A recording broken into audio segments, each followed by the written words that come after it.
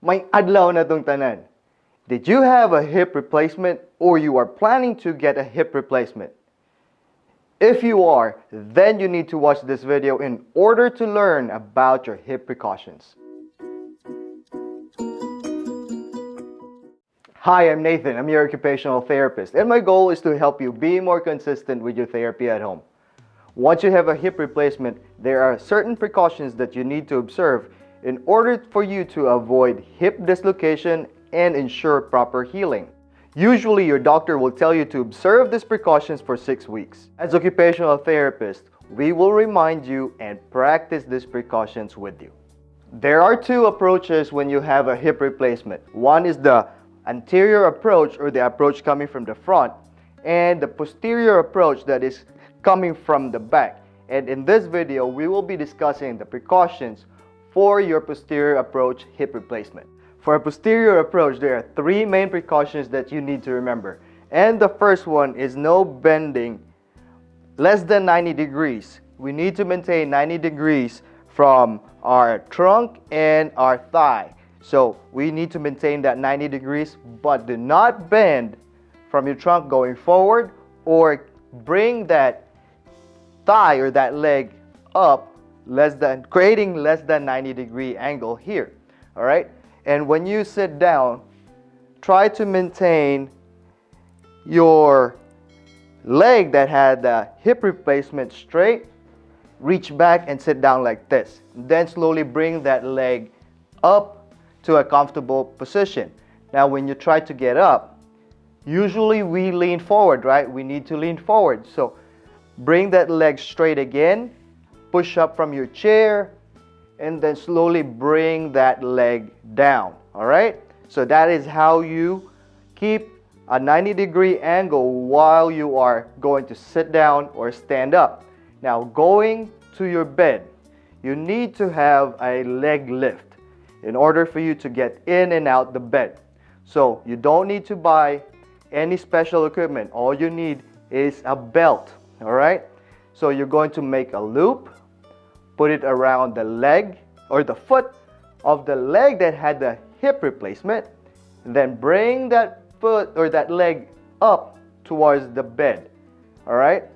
Now you need to be scooting towards the center to make sure that you won't cross your leg towards the midline as well. Now there are instances when you need to pick up something from the floor.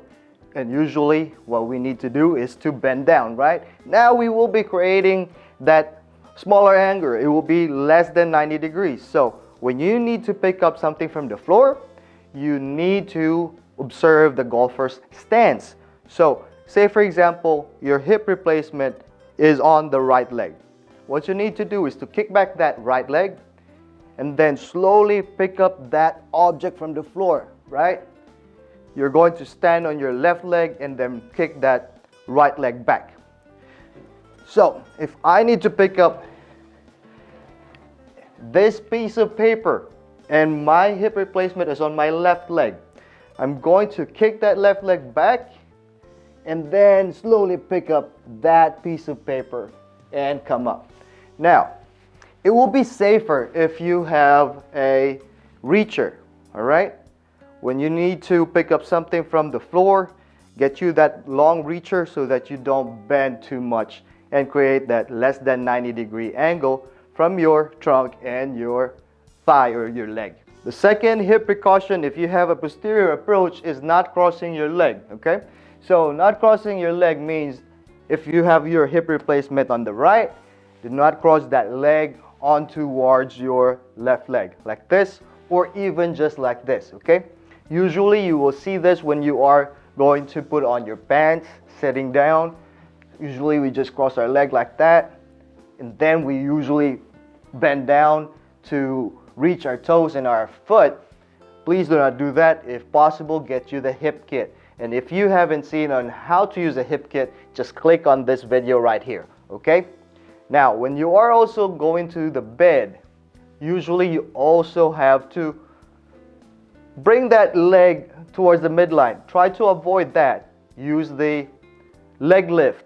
So when you put the leg lift on your foot, try to scoot towards the middle of the bed and then bring that leg in, okay? So please do not cross your leg or cross that leg towards the midline. And oh, by the way, when you sleep, there are instances where we will be crossing our leg too.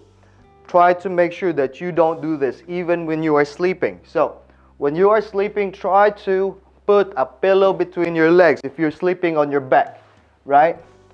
So put a pillow between your legs. You can also sleep to your side and still put a pillow between your legs to keep that hip neutral. So again, even when you're sleeping, make sure that you are not crossing your legs and keep your hips in neutral position.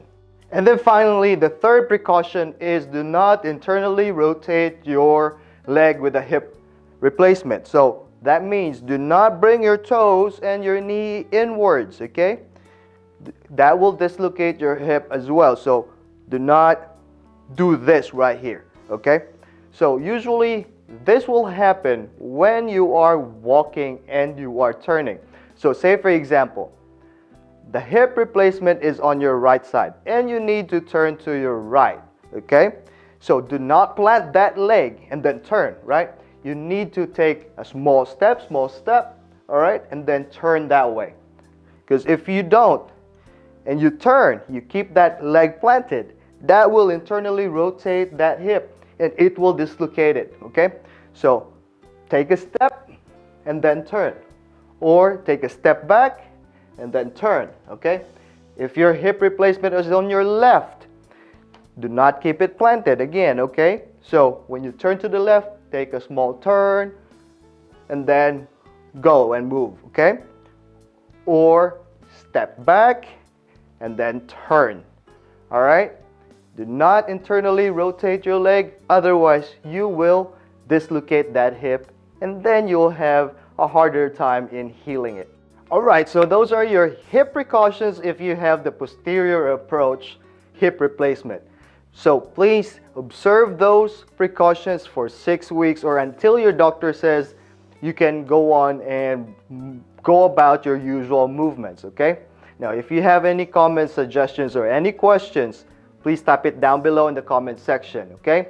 And again, please remember, consistency is the key and never give up. Until next time, paalam!